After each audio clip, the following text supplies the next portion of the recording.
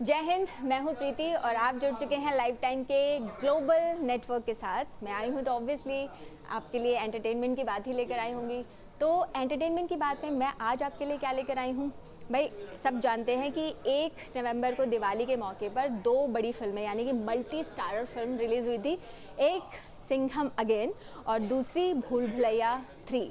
तो सिंघम अगेन अगर आपने देखी है तो फिर तो ठीक है, और अगर नहीं देखी है तो सिंघम अगेन का मैं रिव्यू कर चुकी हूँ। तो आप लाइव टाइम्स के यूट्यूब चैनल पर जाकर इसका रिव्यू देख सकते हैं और फिर उसके बाद डिसाइड कीजिए कि आपको ये फिल्म देखनी है या फिर नहीं, क्योंकि अगर पैसा बर्बाद करना है तो ठीक है, नहीं करना तो देख लीजिएगा। बाकी अब बात करते हैं, क्योंकि अब हम सिंघम अगेन की बात ना करके अब हम करेंगे जो दूसरी फिल्म बड़ी रिलीज़ हुई थी, यानी कि मल्टी स्टारर एक और फिल्म भूल भुलैया 3।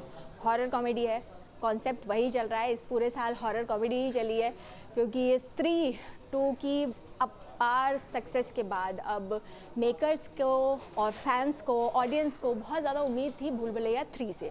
फाइनली रिलीज़ हो गई 1 नवंबर को और फिल्म में कार्तिक आर्यन, तृप्ति डिमरी, माधुरी दीक्षित और विद्या बालन जैसे बड़े बड़े स्टार हैं। इसके अलावा भी हैं जो छोटे मोटे रोल के लिए हैं, लेकिन मेन तो यही चारों थे। लेकिन हुआ क्या, मतलब मुझे लग रहा है कि मेकर्स ने ना तो इस फिल्म को बनाने में दिमाग लगाया और जो लोग देखेंगे उनको भी दिमाग लगाने की ज़रूरत ही नहीं है। तो आप देख लीजिए, मतलब अगर आपको टाइम पास करना है और ये देखना है कि हाँ भाई कार्तिक आर्यन की फिल्म है, भूल भुलैया 3 एक बड़ी फ्रेंचाइजी है की फिल्म है, तो आप इसे जाके देख सकते हैं थिएटर्स में, अपने पैसे बर्बाद कर सकते हैं। लेकिन हॉरर और कॉमेडी दोनों ही के नाम पर इसमें है 0, यानी कि ना तो हॉरर दिख रहा है, ना तो आपको डर लगेगा और ना ही हंसी आएगी। तो हॉरर कॉमेडी के नाम पे इस फिल्म को मैं देती हूँ 0।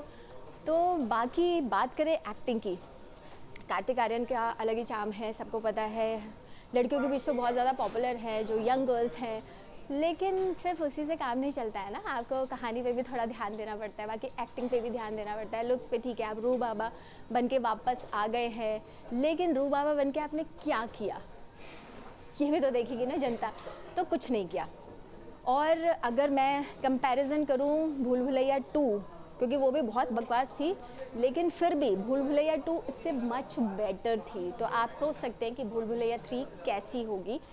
और भूल भुलैया 2 मतलब 1 का तो कोई लेवल ही नहीं है, उसको तो कोई तोड़ ही नहीं सकता। जो अक्षय कुमार वाली भूल भुलैया थी, जो ओरिजिनल भूल भुलैया थी, जिसमें विद्या बालन ने अम्मी छे तुम्हार छी छिन करके मतलब बहुत अच्छा मतलब परफॉर्मेंस किया था और गदर काट दिया था।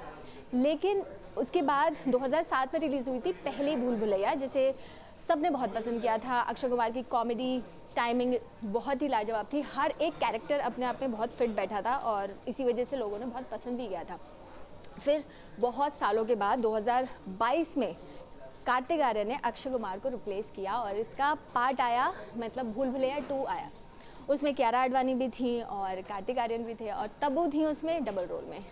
तब्बू को पता नहीं क्यों उसमें लिया था, हालांकि वो बहुत अच्छी एक्ट्रेस हैं, लेकिन फिर भी भाई अमी छे तो बार पे डांस करती हुई तब्बू कैसी लगती है।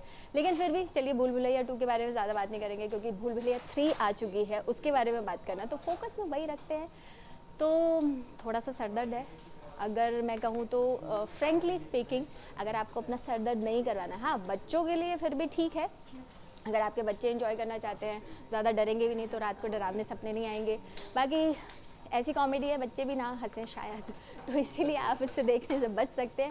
लेकिन मुझे समझ नहीं आ रहा उसके बाद भी जो फिल्म, क्योंकि क्रेज़ बहुत है इस फिल्म का, इसके बावजूद मतलब ऐसे रिव्यूज़ के बाद या फिल्म में कोई मज़ा है नहीं, उसके बावजूद इस फिल्म ने सिर्फ 3 दिनों में पूरी दुनिया में 157 करोड़ रुपए का बिजनेस कर लिया है।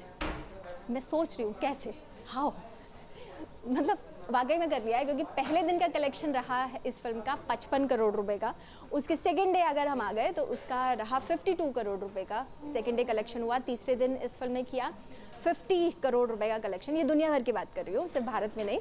तो दुनिया भर में 157 करोड़ रुपए का कलेक्शन ये फिल्म कर चुकी है। कैसे नहीं पता, कौन टिकट खरीद के दे रहा है लोगों को मैं नहीं जानती। लेकिन इस फिल्म को देखना मैंने वैसे बता दिया आपको कि एक्टिंग वाइज सब फालतू, और बड़ी मतलब सबसे बड़ी बात तो ये है कि माधुरी दीक्षित और विद्या बालन ये बहुत ही अच्छी एक्ट्रेसेस हैं। तृप्ति डिमरी फिर भी थोड़ा चलिए नया उनको कह सकते हैं, लेकिन एक्ट्रेस तो वो भी अच्छी हैं। लेकिन माधुरी दीक्षित और विद्या बालन, दो लेजेंड को लेकर अगर आप इस तरह की फिल्म बना रहे हो तो फिर तो सोचने की ज़रूरत है ना भाई।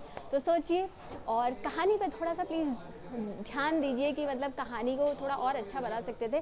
कुल मिला के मैं अपना रिव्यू यही ख़त्म करती हूँ। बुलबुलैया देखनी है तो अपना पैसे बर्बाद करने हैं तो आप ज़रूर देखें, लेकिन हाँ ठीक है, वन टाइम वॉच आपको करना है कि ठीक है देखनी है कोई हॉरर कॉमेडी तो आप देख सकते हैं। बाकी मेरी तरफ से तो अब आप समझ के होंगे, मैं शब्दों में इसको बयान नहीं कर पा रही हूँ। बाकी नेक्स्ट कौन सी फिल्म आएगी उसका रिव्यू कर दूँगी। देखते रहिए और जुड़े रहिए लाइव टाइम्स के साथ। जय हिंद।